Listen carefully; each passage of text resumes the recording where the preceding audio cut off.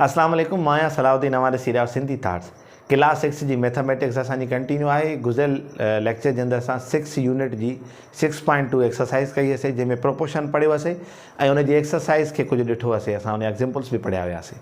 हीअ असांजो जेको वीडियो आहे प्रोपोर्शन जो पार्ट 2 आहे, यानी हिन जे अंदरि असां 6.3 पढ़ंदासीं ऐं नेक्स्ट वीडियो जे अंदरि असां उन जी एक्सरसाइज सॉल्व कंदासीं। जीअं पहिरियों नंबर असांजो टॉपिक आहे डायरेक्ट प्रोपोर्शन।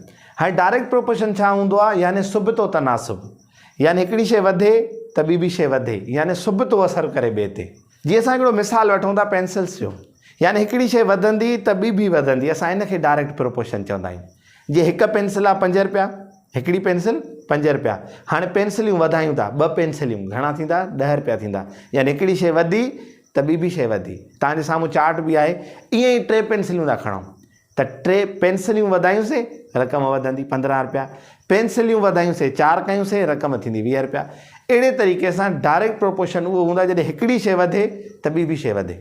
उन खां बाद में चवंदा इनडायरेक्ट प्रोपोर्शन ते। इनडायरेक्ट प्रोपोर्शन छा आहे? यानी हिकिड़ी शइ वधे ॿी शइ खुटे, इन खे असां इनडायरेक्ट प्रोपोर्शन चवंदा आहियूं। उनजो मिसाल वठूं था, हिकिड़ो तव्हांजे अॻियां चार्ट आहे त कोई हिकिड़ो कमु आहे, 16 मज़ूर कमु कनि था त उहो 5 कलाक थो वठे। अगरि मज़ूर घटायूं था, यानी हिकिड़ी शइ घटायूं था त 8 मज़ूर था कयूं त कलाक घणा था थियनि? 10। यानी साॻियो कमु जॾहिं 16 मज़ूर हुया त 5 कलाकनि में पोइ हल थी वञे।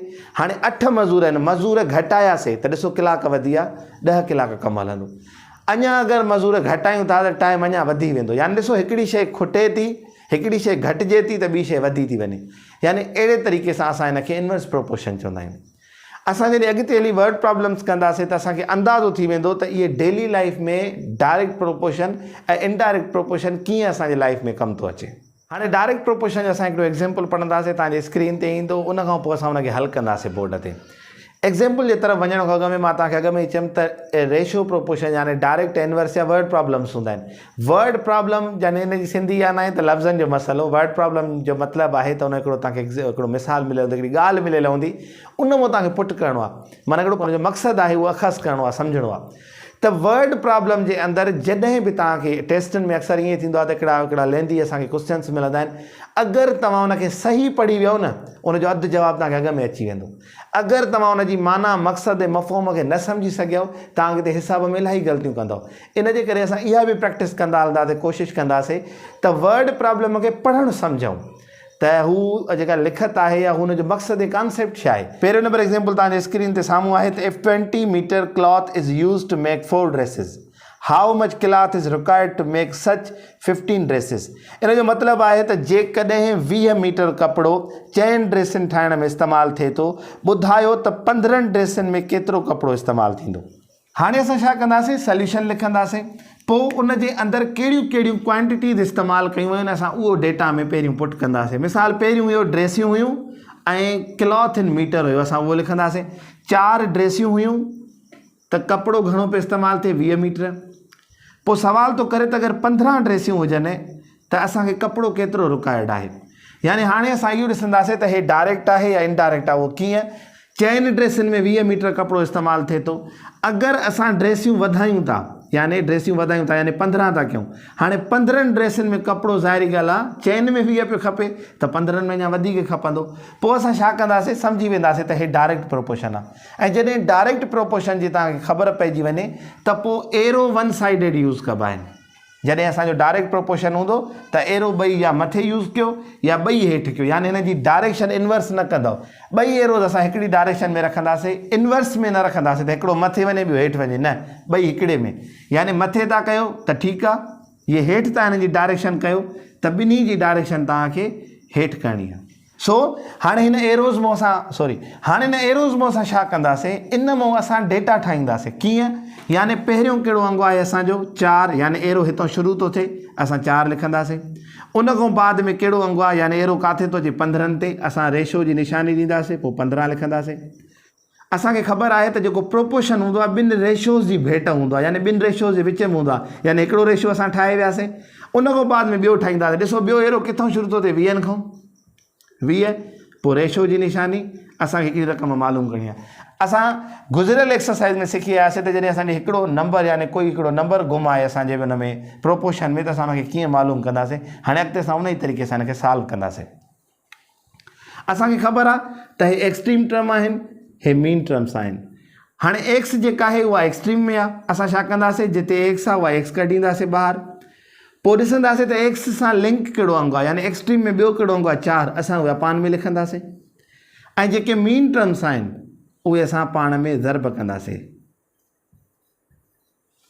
हाणे छा कंदासीं, असां अॻिते हिनखे रिड्यूस कंदासीं, 1 चौंक चौंक 5 चौंक 20। हाणे हे रिड्यूस थी वियो। हाणे छा कंदासीं, असां हे ॿ पाण में ज़र्ब कंदासीं, 5 15 75, यानी हिन एक्स जो वैल्यू छा निकितो 75। हे असांजो जवाबु आहे। एग्जाम्पल नंबर 1 असां डायरेक्ट प्रोपोर्शन जो कयोसीं। हाणे एग्जाम्पल नंबर 2 असां इनडायरेक्ट प्रोपोर्शन जो खणंदासीं। सो तव्हांजे स्क्रीन ते आहे example number 2, if 3 pipes can fill a tank in 80 minutes, how long will it take to fill the tank if 5 pipes are used? Simple इहो जो मतिलबु आहे त अगरि 3 पाइप 80 मिंटनि में हिकिड़े टैंक खे वॾे खे फिल कनि था, अगरि उन जी जॻह ते 5 पाइप लॻायूं था त केतिरो टाइम वठंदा। सो असां हिन सोल्यूशन कुझु हिन तरीक़े सां ठाहींदासीं, पाइप्स ऐं टाइम लिखंदासीं। 3 पाइप हुया त 80 मिंट पियो वठे, 5 पाइपनि में केतिरो टाइम वठंदो। हाणे अगरि हितो ई असां डायरेक्ट इनडायरेक्ट जो अंदाज़ो लॻायूं त 3 पाइप फिल करण में 80 मिंट पिया वठनि, असां पाइप वधाए छॾियासीं त जीअं टैंक जल्दी फिल थिए, यानी घटि मिंट वठंदी। असांखे ख़बर पई त हिकिड़ी शइ जॾहिं वधंदी त ॿी शइ घटिजे थी, यानी 3 मां 5 पाइप थिया, यानी वधी वई। हाणे 80 मां घटि मिंट थींदा असां वटि, यानी 3 पाइप 80 मिंटनि में पिया फिल कनि, 5 पाइप घटि मिंटनि में फिल कंदा। हाणे असांखे उहा एक्स मालूम करणी आहे, पर हे एरोज़ वॾो मैटर कनि था, असांखे एरोज़ संभाले ॾियणा आहिनि। इनडायरेक्ट में इनवर्स ॾिबा आहिनि, इनवर्स माना उबितो या इनडायरेक्ट ॻाल्हि साॻी आहे, यानी हिकिड़ो मथे वञे त ॿियो हुनजे इनवर्स, यानी ॿियो हुनजो उबितो वेंदो। यानी जातो एरो शुरू थींदो आहे असांखे ख़बर आहे त असां उतां दर्जो लिखणु शुरू कंदा आहियूं। एरो हितां शुरू थो थिए, 5 लिखियासीं, उनखां पोइ कहिड़ो अंग आहे, रेशो जी 3, विच ते असां कहिड़ी प्रोपोर्शन जी निशानी, हीअ 4 डॉट्स ॾियूं या असां बराबरि जी निशानी ॾियूं, ॻाल्हि साॻी आहे त असां हिते बराबरि जी निशानी था ॾियूं। पोइ एरो किथां थो शुरू थिए, 80 खां, पोइ हुनखां पोइ रेशो जी निशानी एक्स। हाणे असांखे ख़बर आहे त हिते पुॼण खां पोइ असां रिलैक्स थी वेंदा आहियूं त बाबा हे मीन टर्म आहिनि, एक्सट्रीम टर्म आहिनि। हाणे एक्सट्रीम टर्म जे अंदरि असांखे एक्स मिली आहे, 4th हुन में असांजो गाइबु आहे हिकिड़ो क्वांटिटी, एक्स कढंदासीं ॿाहिरि, एक्स सां जेको अंगु लिंक आहे हुनखे रखंदासीं अपान में, ऐं विच वारा मीन टर्म असां छा कंदासीं, पाण में ज़र्ब कंदासीं। हाणे असां हिनखे रिड्यूस कंदासीं। रिड्यूसिंग बि असां सिखी आहे त 80 खे 5 कीअं रिड्यूस कंदा, 1 5 5 1 5 5। हाणे हिन में घणा बचा, 3, असां 3 हेॾे कयासीं त घणा थींदा, 6 5 30, यानी घणो आयो असांजो जवाबु 16, यानी 5 हिकु दफ़ो ऐं 16 दफ़ा 80 ते 5 जी टेबल वञे त असां ईअं रिड्यूस कंदासीं। हाणे हेठि हिकु आयो आहे ऐं मथे कोई बि अहिड़ो अंगु न आहे जेको हिन खां वधीक रिड्यूस करे, पोइ असां छा कंदासीं, 16 खे 3 सां ज़र्ब कंदासीं, 348 थींदो। सो असांजो जेको जवाबु आहे एक्स इज़ इक्वल टू 48, 48 हिन जो जवाबु ईंदो। जीअं त हिन वीडियो जे अंदरि असां हिन जो कॉन्सेप्ट क्लियर कयोसीं, इंशाल्लाह नेक्स्ट वीडियो जे अंदरि असां हिन जी एक्सरसाइज़ सॉल्व कंदासीं। तेसिताईं गॾु जो सिंधी थॉट्स सां। वस्सलाम अलैकुम वरहमतुल्लाह।